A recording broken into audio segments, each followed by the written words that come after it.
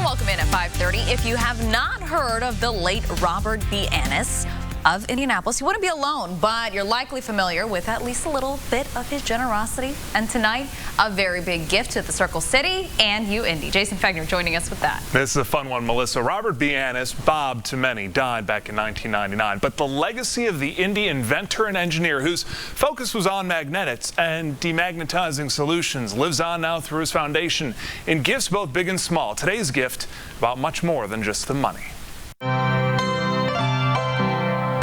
Born in 1907, Robert B. Annis's name and legacy live on more than a century later at Greencastle-based R.B. Annis Instruments.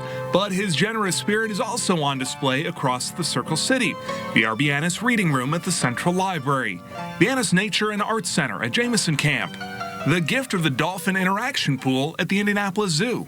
We've not had many of these in our university's history, and this is truly a special one for us to gather.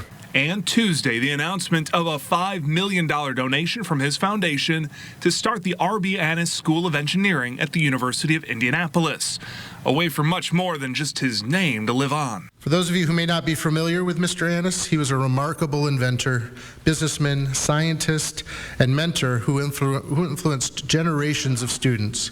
He dedicated his life to encouraging students to love science as much as he did. Bob was a brilliant man with a trademark twinkle in his eye, who had a broad range of interests from science and engineering to photography, the arts, boating, and world travel. His friend and foundation trustee knew what Tuesday would have meant to Annis, who started his first company nearby back in the 1920s.